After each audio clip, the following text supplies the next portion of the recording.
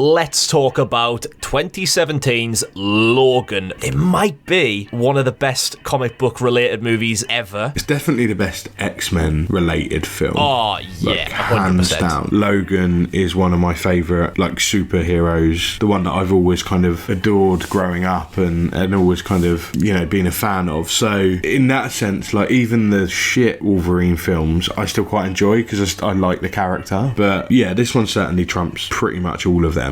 Yeah, totally agreed. The concept is based on the Old Man Logan comic, which is something that fans were scrambling for ages when, you know, Hugh Jackman was kind of coming to the end of his tether with the character. Even though he just does not age. Like, it's mad. And he's also way more jacked, like, now. He looks fucking good, doesn't he? Fair play to him. He's rock hard. So was I watching him. Yeah.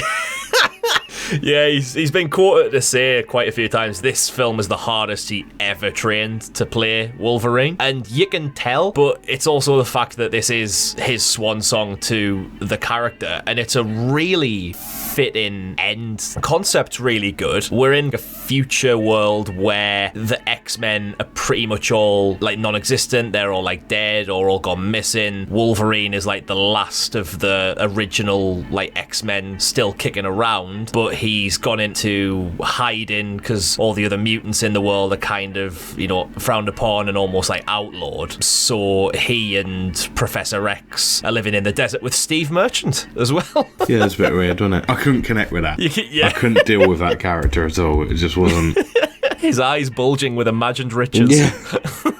The way that they've done the claws going into people, and especially through their faces and heads, there's just like a savagery to it. And I love that. It's that like raw, animalistic Logan. And in this film, he's very much like a wounded animal, right? Being backed into a corner all the time and trying to fight his way out of it. And I really, really love that about this film. Yeah, it's because like Logan is vulnerable. He's coming towards the end of his life. His like adamantium skeleton is like now having an effect on his body, so he's not able to heal as fast as he was able to. He's aged an awful lot. His eyesight's going, so he's like having a really rough time, drinking quite a lot and taking a lot of medication just to try and get through the day. And he's pretty much just ready to live out the rest of his days with Charles. There is a company that is manufacturing mutants because there haven't been any like naturally born mutants in the last like 25 years. One of these mutants has Logan's DNA, so she has got claws and, you know, the super agility, super strength, just like Logan has, and it's down to him to kind of protect her and get her to safety from the company trying to track her down. She's a little badass, isn't she? Laura. Yeah. I do like, though, how, like, to begin with, she's just kind of presented as this, like, little Spanish girl that needs some help. And then when they try and get her out of the, I don't know, like, warehouse that she's in, she just emerges with a severed head. Quite a nice touch. I like that. I love the way that, like, Hugh Jackman and Patrick Stewart interact with each other in this film. It's a proper, like, father-son relationship where they're just at each other's throats, bickering and all that kind of stuff. It's great. It is like someone dealing with their parent who has dementia, who's just, like, frustrated you for so many years, but you still love them. And they've kind of nailed that perfectly, haven't they? And they kind of make it funny in some parts. There's, like, you know, a bit where he's taking Charles to the toilet, for instance, and it's kind of made to be a bit funny. There's a few moments like that, right, where they kind of cut through the seriousness of it with just something a bit silly, and then it's straight back into the serious nature of the film. It works really well, and I think, like, going down the route of Charles having dementia, Logan's kind of frustration at times is really true,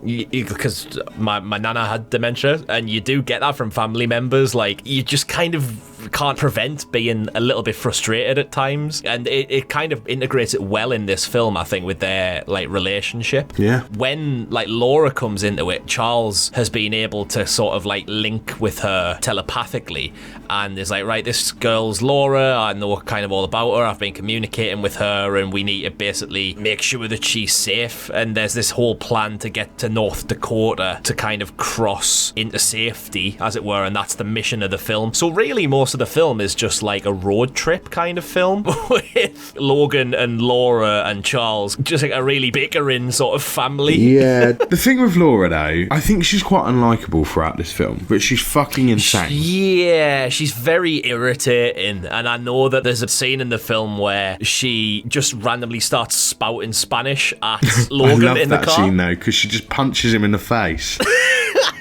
And then starts saying the names of all her mates. Yeah. Like Dora the Explorer, the map. Fernando Torres. Fernando Torres? Yeah. David Luiz. Yeah, I was going to say, we're naming footballers, are we? Yeah.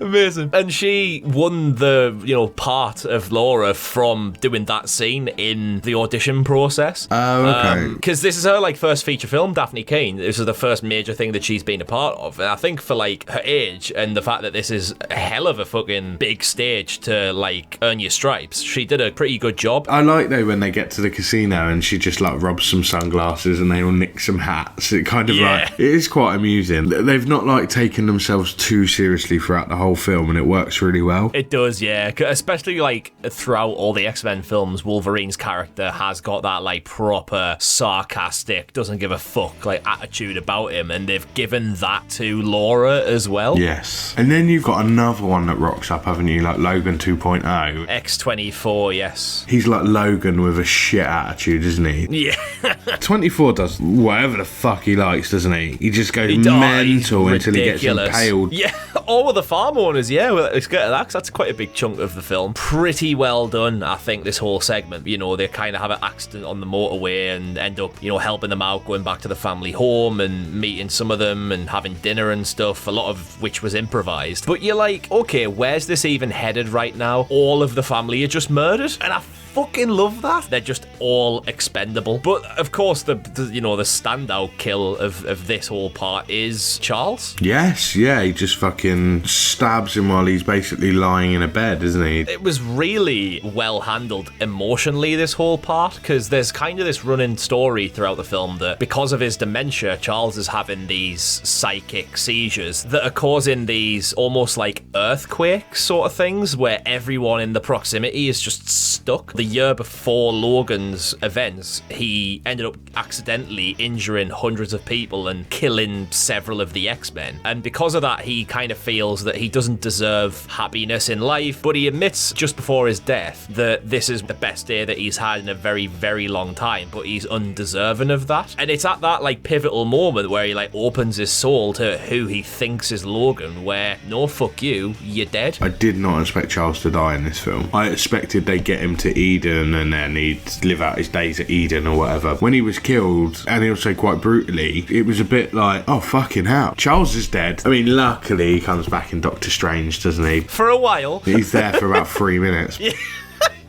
It just goes to show the serious kind of adult nature of Logan as a film where beloved characters aren't limited to being fucked up. I think that's really good. I think it's great that a film won't shy away from killing off someone major when you least expect it to happen. When they kill off people like that, it is like closing a chapter, and that's what this film kind of was, wasn't it? It was closing a chapter on Logan, and almost like Laura is the future of Logan and the continuation of him in some capacity. That is the wrap up of this film, because we have the big final climax at the end, the big action sequence. Yeah, because essentially he's giving himself these big old injections, isn't he, to keep himself hard as fuck. Oh, that's maybe my favourite scene in the film. Just him screaming from a distance, and that one shot of him just for about 20 seconds tracking through the trees, just picking off one by one. Oh, it's fucking sick. That kind of typical Wolverine pounce with the two claws out and just stabbing into people's chests. That's perfect Wolverine. And then, yeah, of course, X-24 gets killed because Logan has an adamantium bullet on him throughout the film that it's kind of sort of implied he may take his own life with it. By that point he dies, though. He's absolutely battered Logan. Quite brutally kind of thrown him on this log. But then we've just got Logan, or Logon.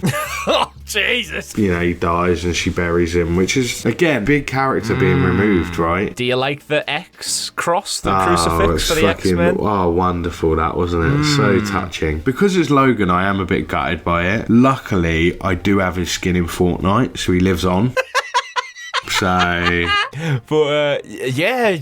fucking hell, Logan, it's got a lot of death, a lot of gore, a lot of brutality. Probably the most character-focused of the X-Men films. Really solid action that takes its time to get there, but is kind of worth the wait when we get it. Yeah, I agree. I like the gritty, kind of more raw aspect of things. I like the more brutal side of things. And I like that. I really do enjoy that. It's more me. Brutal and raw? You know it, baby. I do, but do you know it, Ghoul Gang? Fucking hell. There you go, there's a level 100 for you. Let us know what you thought of Logan, and see you next time for another Friday Fright Time. Cheers.